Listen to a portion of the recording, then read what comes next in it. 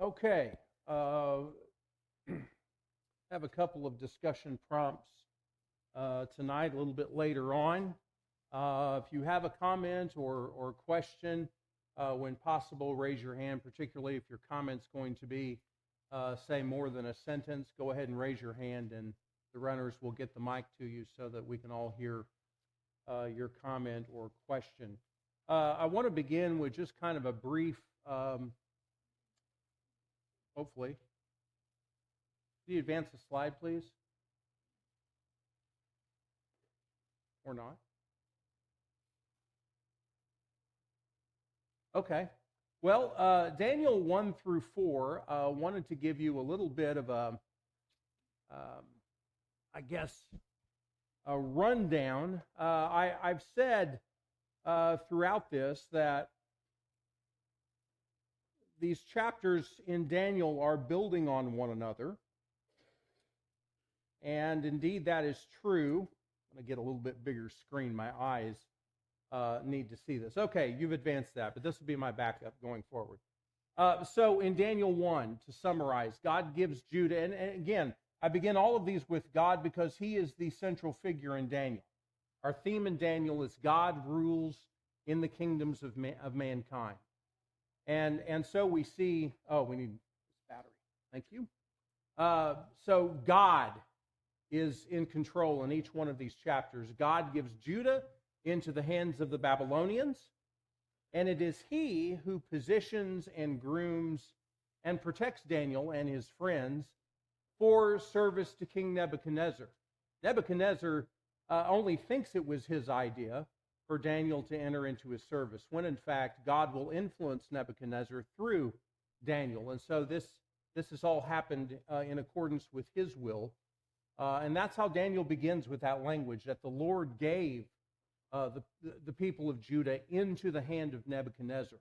Then in Daniel 2, we see God active again, using Daniel to reveal to Nebuchadnezzar essentially how world history will unfold, how world power will shift in the years leading up to the establishment of the everlasting kingdom of God in the days of the fourth kingdom represented by the statue. And then in Daniel 3, God active again, demonstrating his power to protect his servants from the fiercest, what I'll call the fiercest expressions of human authority. There's another short, maybe a lengthier way of saying the fiery furnace. That furnace was fierce. Now I'll just pause and interject here, because this is, I suppose, a secondary emphasis, and you know, we could just say God rules in the kingdoms of men, and that is certainly a worthy standalone statement that transcends all of time. But for those in Daniel's time, this was of particular significance, that this would be the theme of Daniel, because these people are in captivity and will be so until the day that God has set in his mind, the 70 years prophesied through Jeremiah. But up until that time, God has given them instruction. Remember, through Jeremiah, he said to the people, live your lives. In fact, seek the welfare of the place that you're at. In prospering those people, I'm prospering you. But live your lives, these 70 years, you're going to be here.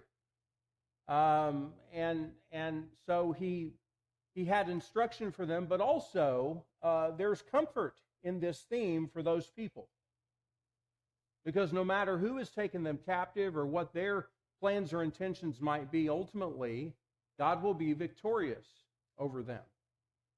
And that's a very comforting thought if you're one of the exiles. And it's a call to covenant loyalty, isn't it? That knowing, and this really gets to Belshazzar's fundamental failing here. You know, as we'll get to how he mocks God in such an overt way. But the lesson here is about loyalty. So anyway, Daniel 3, God demonstrates his power, and then Daniel 4, God demonstrates his power in a different way to control, humble to the extreme, even the greatest of earthly rulers. I've said that these chapters build on each other. In fact, I thought about making a slide out of this. I didn't. But if you look throughout Daniel with me even now, Daniel 1 and verse 31, it's almost as if I know the chapter divisions were put there by men. I don't have any reason to believe the chapter divisions were inspired. But it is interesting that the last verse of each chapter, or the last verse or verses of each chapter, really set the stage for what follows. For instance, Daniel 1 and verse 31, Daniel continued until the first year of Cyrus the king. Now we know from our vantage point, Cyrus is not a Babylonian king. And so what an interesting lead-in into chapter 2, where God will interpret this vision about a statue that indeed, when the interpretation is given, Nebuchadnezzar is told, after you will arise another kingdom. And so, this is not going to come as a surprise to God. He named Cyrus through Isaiah. But Daniel continues until the first year of Cyrus the king. And then, fittingly, in Daniel 2 is about the dream of the statue. Then at the end of Daniel 2, you have Shadrach, Meshach, and Abednego, verse 49, appointed over the administration of the province of Babylon while Daniel was at the king's court. And that's a perfect segue into chapter 3 then, as Shadrach, Meshach, and Abednego and their faith are brought into focus, front and center. Then at the end of Daniel 3, in verses 29 and 30, you have this decree on the part of Nebuchadnezzar not to speak anything offensive against the God of Shadrach, Meshach, and Abednego. In other words, don't speak against Yahweh. Those who do will not just not prosper, they will be torn limb from limb, whereas Shadrach, Meshach, and Abednego indeed do prosper, verse 30. So there's this contrast. Those who stand with God prosper. Those who oppose God will be destroyed. Again, there's a subtle message there to the exiles. Stand with God. Be loyal to Him. Well, then what happens in chapter 4? We have Nebuchadnezzar, whether willfully or not, just in brazen pride, opposing God through proud boasting about all he's accomplished. And of course, God will humble him. Well, then we come to Daniel chapter 4, the end of Daniel 4, and verse 37, and I think we have another one of these interesting segues into what follows. So there's clear purpose in the chaining together of the arrangement of these stories to weave this tapestry that has this one overarching message of the sovereignty of God. In Daniel 4, verse 37, now I, Nebuchadnezzar, praise, exalt, and honor the King of heaven for all his works. Now I want you to use this as a lens through which you view chapter 5. Right? Chapter 5 is Belshazzar, the drunken feast, the handwriting on the wall, all of the strangeness that accompanied that, the response of Belshazzar to seeing all of that, and then the subsequent interpretation and, of course, the fulfillment of what is prophesied there. So use 437 as a lens through which to view chapter 5. Listen to these words. Nebuchadnezzar says of God, all his works, including all his judgments on his people. I mean, God has judged his people. That's another secondary theme of Daniel. Daniel's name means what? God is my judge, I believe. And Daniel lived that out in a way that expressed confidence in God as his judge. But the people are in this position, God's people are, because God has judged them unfaithful to the covenant. So when he judges his people, all his works are true and his ways what? Just. He is just. And Nebuchadnezzar says he is able to humble those who walk in pride. Boy, does that not apply to Belshazzar. Belshazzar is going to walk in profligacy and just excess here in chapter 5. And the humiliation will come swiftly. It will come immediately. And once again, we're going to see our theme reinforced. Okay, so as we've alluded to, we're reminded of the words at the end of Daniel 2. We've just referenced those a moment ago, but we're focusing in on these words here in verse 39, where it says, "After you, Nebuchadnezzar, after you, Babylonians, there will arise another kingdom inferior to you." Well, that will be fulfilled in a very real way on the very night in which the events of chapter 5 take place. When Belshazzar is slain and an individual named Darius the Mede receives control of that province.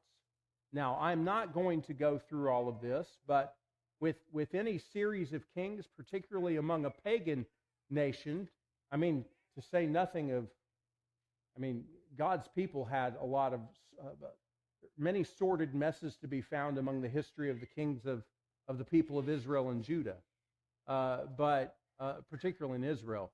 But I've highlighted Nebuchadnezzar and Belshazzar simply to indicate that there's been the passage of time here. Some, I don't know, roughly, if I had to guess, around 20, if I had to estimate, about 20 years have passed between Daniel 4 and Daniel 5.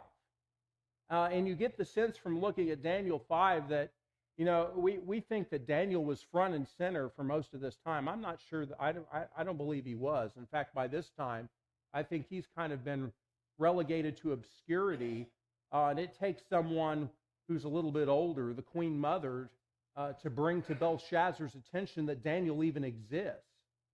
And so Daniel's going to be brought back onto the scene. But some time has passed here, and so for the first time in our study of Daniel, Nebuchadnezzar is no longer the king.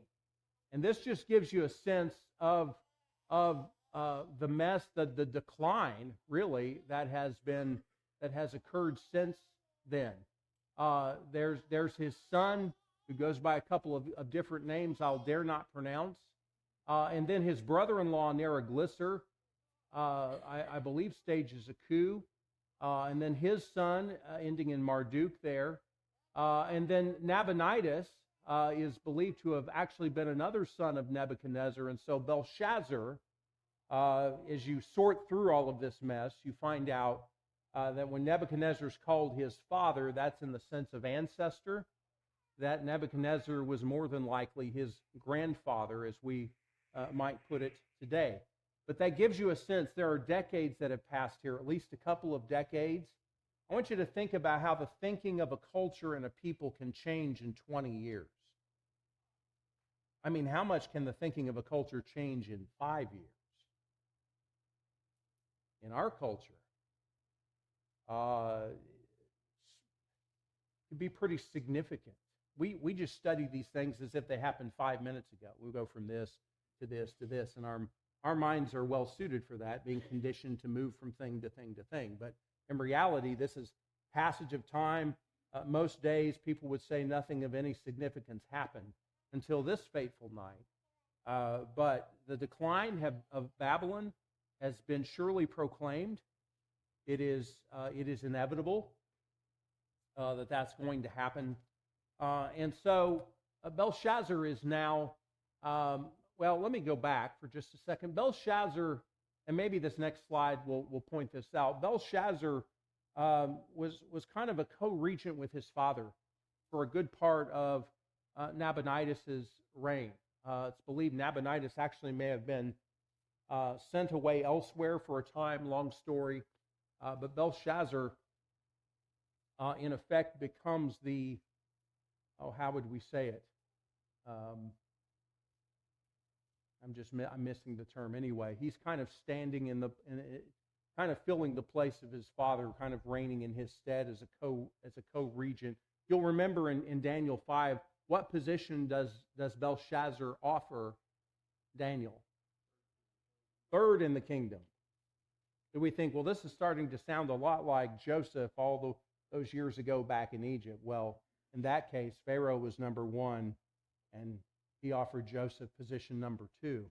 Well, position number two belonged to Belshazzar, is the thought. He's not going to give him his place, but he can offer him position number three, and Daniel wears that hat for all of one night.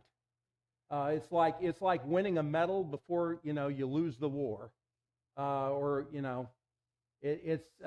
wants, and of course Daniel wants no part of any of that, any of those rewards. Okay, so if you go and study about Belshazzar, which I encourage you to do, I'm not going to read through all of this, but he just abruptly arrives on the scene in Daniel 5, a grandson of Nebuchadnezzar, and he's killed the night of the events of Daniel 5. I don't want to dwell a long time about that. I want to get right into the text of chapter 5 and get talking about this. I sometimes struggle enough with my wording, how to word a point, how to word a phrase, and I'm kind of a wordsmith to a fault, and I, of course, am going to overanalyze it. But I think the struggle to describe what happens in Daniel 5, I think adjectives, for me anyway, just failed to capture just how excessive this scene was. I think I arrived at the expression a drunken feast. Some have suggested it was probably more like an orgy. When you factor in everything that happens here, there is idolatrous worship happening in concert with this. It's not just a party where people get together and booze it up and act silly. Chapter 5 and verse 1 says, Belshazzar the king held a great feast, great from a certain point of view, for 1,000 of his nobles. I want you to get that picture. I mean, that's over twice the number of people we've been stuffing into this auditorium on any given Sunday. It's a lot of people. Those are just the nobles. Along with, well, there are other people present, and he was drinking wine in the presence of the 1,000. I've come to understand that was not necessarily protocol for a Babylonian king. So this was out of the character of what a Babylonian king, the way he would comport himself in the presence of his nobles. He is participating in every way. He's not just providing the pleasures, he's participating in them. And so there is this grand feast. He's throwing this gala to remember, and drinking wine himself in their presence. Now, who else is present? I'll go ahead and ask that now. If you look down in verse 3, we don't need the mics for this, but just rapid fire, who else is present? His wives, his concubines, his sex toys. I mean, he is withheld from himself no pleasure here. This is Solomon sampling all the pleasures of life in all the wrong ways. It's hedonism run to the fullest. There, the liquor is flowing, the drinking of wine, and then let's go ahead and factor this in, because we can't talk about what's happening without talking about the most egregious of what's happening here, and that is the overt mocking of Yahweh. As he tastes the wine and begins to feel he's into his power, and who knows what sorts of things are being said at an occasion like this, but inhibitions are lowered and impulsiveness takes over. And he gives orders, verse 2, to bring the gold and silver vessels which Nebuchadnezzar his father had taken out of the temple, which was in Jerusalem. so that the king and his nobles, his wives, and his concubines might drink from them. Okay, so these are vessels that were originally constructed for the purpose of service in the house of God. So they were made to be holy to the Lord and to his purpose. And now what has Belshazzar done with them? I mean, God has allowed these vessels to be taken. Okay? That happened because God allowed it. But then Belshazzar takes those very vessels and does what with them?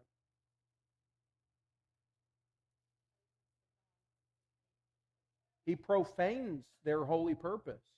And not only does he have anyone and everyone drink out of them as if they're common vessels, then to add insult to injury, as Peggy mentioned, verse 4, they praise the gods of gold and silver, of bronze, iron, wood, and stone. And so they begin to worship their array of idols and begin to praise them. And so big picture, what are they saying about, what is this saying about Yahweh? What message is being sent? Disrespect. What? We don't know who he is. Contempt. They're more powerful than he is. The idols. Yeah. They have conquered over Yahweh. We've got the vessels from his temple. My concubines drink from them. You know, this is Belshazzar, whether this is, I don't care where you think, well, he's in a drunken stupor and doesn't know what he's doing. I think is irrelevant to what's happening here. The fact is, I mean, sin makes you stupid. And he's doing all kinds of that right now. And thumbing his nose at Yahweh. I don't know that could be overstated. And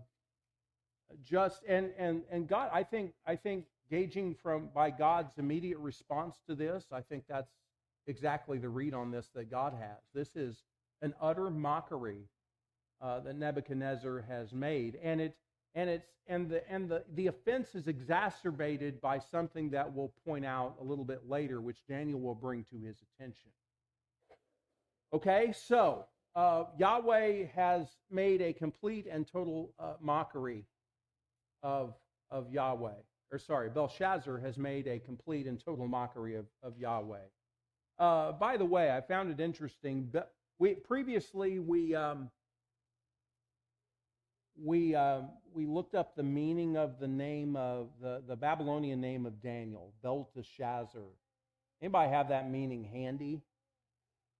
Or just so fast with a cell phone you can conjure up that meaning quickly? Bel, protect the king. Yeah, lady, protect the king. Bel, protect the king. What about Belshazzar? I saw that definition for Belshazzar, take the T-E out, but then I saw another definition. Just found it interesting. I saw Prince of Bel. So what it's interesting here in this moment, you have the one so named, one assigned to serve and be protective of the king. You have the prince of the king, and none of it's going to, none of that will avail them in terms of escaping the judgment of God. Interesting. Okay, so let's think about now this, again, startling doesn't seem to capture it.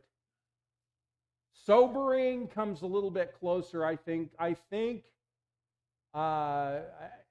read this and I tend to agree that Belshazzar may have set a record here for fastest sobering up ever. Look at verse 5. Suddenly the fingers of a man's hand emerged and began writing opposite the lampstand on the plaster of the wall of the king's palace. And the king saw the back of the hand that did the writing. As someone says, was this the actual hand of God? I don't know. It's sent by God. There's an interesting contrast between, the finger of God writes the law on the mountain, and now there's the writing of words by the finger of God on this plaster here. Verse 6, then the king's face, so 4 physical reactions. Number 1, his face grew pale, so he becomes ashen. He just looks like death. So how might his face look during the drunken orgy? Full, flushed, red, and now you just have this pallor that is just complete. So it must have been as startling, as quick as this hand emerges, all the color just drains from his face. It's quite a contrast. Second physical response.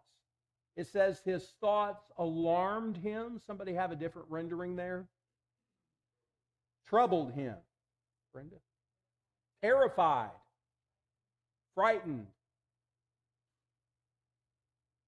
I mean, his mind just goes into panic mode here, right? Like that. Color's gone. The panic alarms are going off. And then there's all of the commentary about the lower half of his body. His hips become, my Bible says, slack. I'm not going to act that out. But it's like he loses all the strength. I mean, some had suggested that maybe he lost control of his bowels. I'm not going to take that thought any further. But it's just complete. I mean, what a contrast between this drunken king thumbing his nose at God, and now he doesn't even have control of himself, much less the room. I mean, he's the man a few minutes ago. Look at what our gods have done. And now you're like, dude. His hips are slack, and his handwriting on the wall is not the only expression that our culture, that our language has captured from Daniel 5. There's another one. His knees what? Knocked together. Some of us associate that with Shaggy and Scooby. That's more than it is kind of comedic from the standpoint of if it weren't so sad, it'd be funny. But I mean, physically, he just has no control over his body. Daniel 4, verse 37, all his works are true and his ways just, and he is able to humble those who walk in pride. And that could be any of us. Could be any of our rulers today, regardless of what letter comes after their name, or if there is no letter after their name. God is in control. That could be a source of fear, or that could be a source of comfort. Well, Belshazzar, like anybody else, has a default. You have a default, I have a default. In moments of crisis, we revert to, it's like, what's my go-to comfort? What's my go-to source of guidance? What's my go-to power move? What's my go-to, whatever it is. And kind of in a case of, you remember how Jeroboam kind of set the tone for the entire history of the 10 northern tribes? With the establishment of those calves at Dan and Bethel, and it was like they never got any closer to God than that. It only got worse in the time of Ahab, and there were people that made got rid of some of that stuff, but never moved past the sins of Jeroboam. And Jeroboam's name is forever linked to that mold. He established the mold religiously. We establish molds too, maybe. We establish molds for our family, for our children and our grandchildren. And so that's kind of, It'd be a tempting road to go down. What legacy am I leaving? What mold am I creating? In terms of default. So Nebuchadnezzar's, what mold did he cast? Well, more than once, we saw Nebuchadnezzar in a moment of crisis. First people he called for, the wise men, the sages, the Chaldeans, right? And time and again, at least in the book of Daniel, their advice proved to be futile, worthless. They were inept. They could do nothing. When God reveals a mystery, He reveals it as He wills, and He was not revealing it through these men. They were just completely powerless. And yet, what does Belshazzar do? His default, I guess we got to call the wise men. And as a reader, I'm sitting here, really? Have we learned nothing? Well, interesting how the passage of time, 20 years, and the default's still there. That's how ensconced we can become in our ways of doing things. Any of us. So they call for the sages, and of course they don't have anything to say to help here. Verse 8, they couldn't make known the interpretation. Well, then verse 9, he's really in a pickle. If whatever picture you painted earlier, then read this. Then King Belshazzar was greatly alarmed, as if he wasn't before, but now we've added greatly to it. His face grew even paler, as if that were possible, and his nobles were perplexed. And then it was probably the queen mother here, is my take on this. The queen entered the banquet hall because of the word of the king and his nobles. The queen spoke and said, "O king, live forever. Do not let your thoughts alarm you or your face be pale. There is a man in your kingdom in whom is the spirit of the holy gods.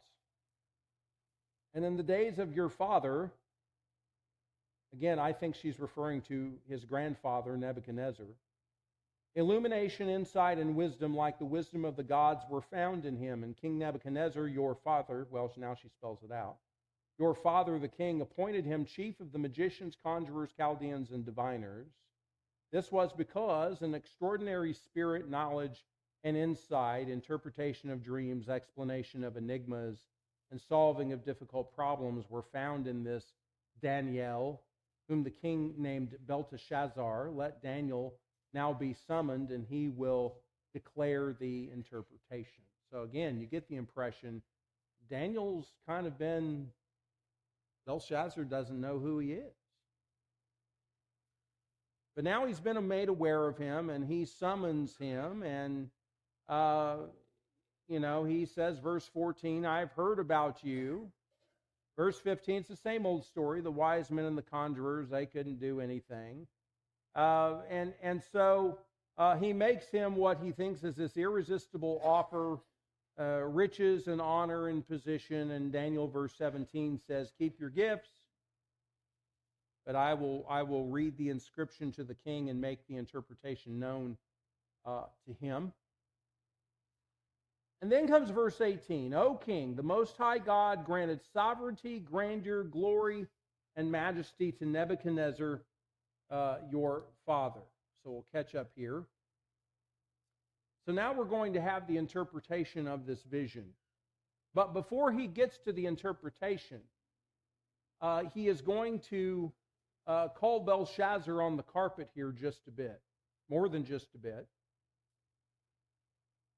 The theme of our study here, the Most High God granted sovereignty, grandeur, glory, and majesty to Nebuchadnezzar, your father. When I read that, I think of the statue. I think of the head of gold. I think of the lessons Nebuchadnezzar had reaffirmed over and over and over again. And by the end of our last chapter, Nebuchadnezzar seems to be completely on board with that thought.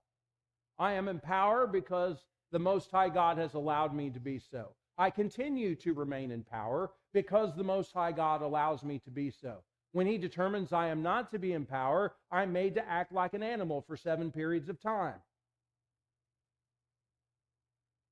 And now, his grandson,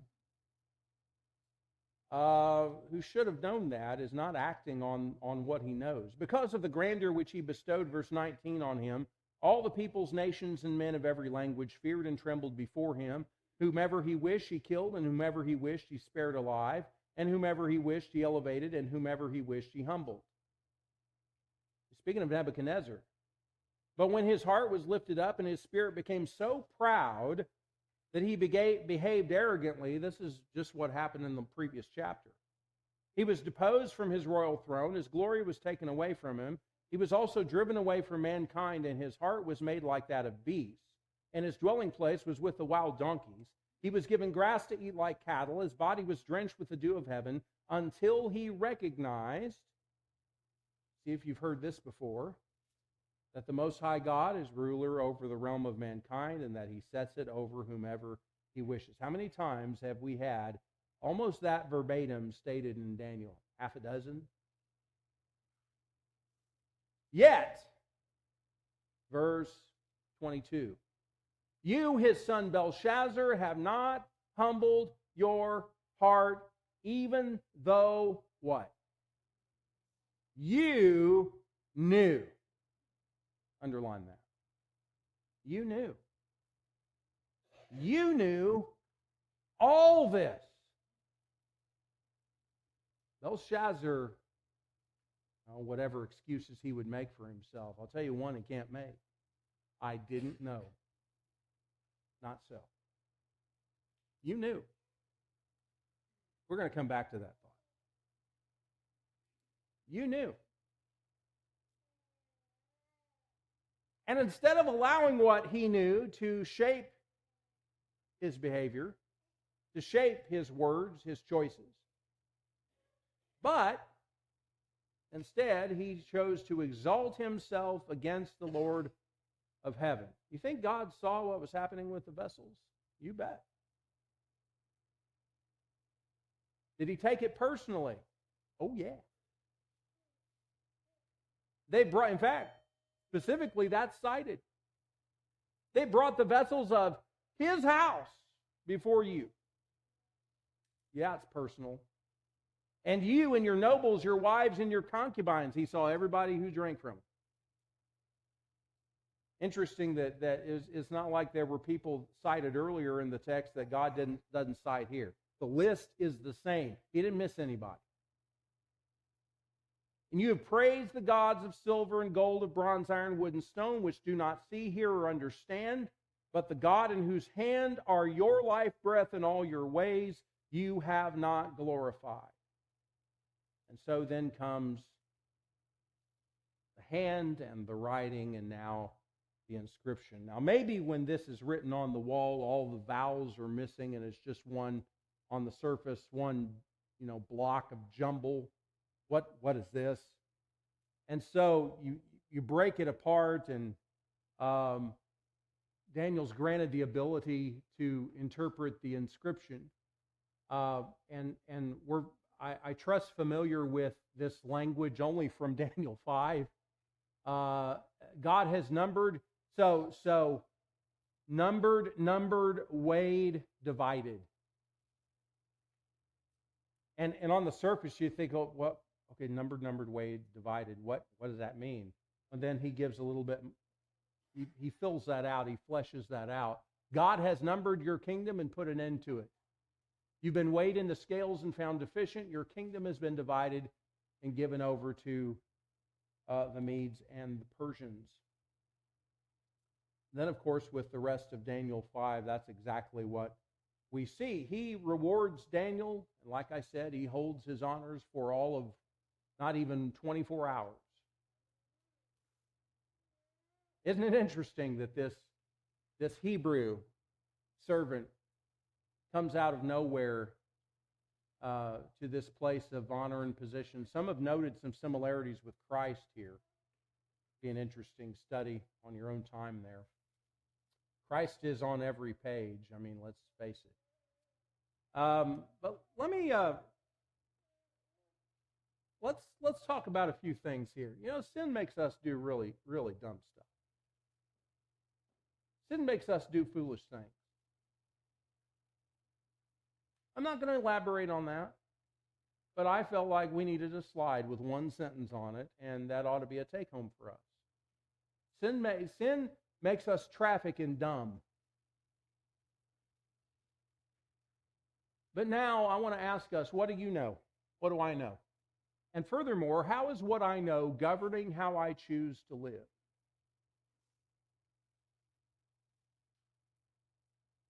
I mean, this isn't normally the setting in which we say this, Jacob, but what have you done with Jesus? You heard the gospel how many times? And what do you know about him? What have you done with him? And even more, if you say, I'm a follower of his. He's the King of Kings and Lord of Lords. Does my life reflect a strong conviction in that? Maybe that's our own kind of sobering wake-up that we need. What do I know? That deserves more in our own lives than 5 minutes in an auditorium or sanctuary, whatever you want to call this room. That's meditative work. What has God privileged me to know? What is, by His grace, have I come to know about His Son and His plan and His blessings from Ephesians chapter 1? It seems to match up with the prayer, multiple prayers in Ephesians. I pray that the eyes of your heart may be enlightened. Do we know? Do we really know? There's a way to measure that. Yeah, you, his son Belshazzar, have not humbled your heart, even though you knew all this. But you've exalted yourself against the Lord of heaven. Here's a question. What's my default in a moment of crisis? My American pull myself up by the bootstraps mentality? On some level, not a thing wrong with that, but can that take us to a place of pride and self-reliance that exceeds the will of God? Absolutely.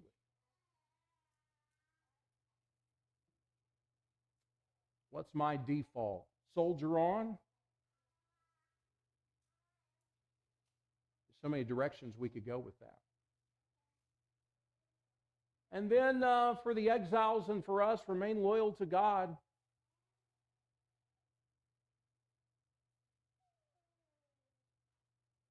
I don't know what the exiles were thinking on the night Belshazzar was killed, but I'll tell you what should have been brought to their hearts very poignantly, and that is God does exactly what He says He's going to do. And those who remain loyal to Him and don't lose heart and don't lift themselves up in pride, God knows your name. And like the Apostle Paul, even if we're not delivered from the trials of this life, ultimately we'll be delivered into His heavenly kingdom. Okay. Has the second tone gone off?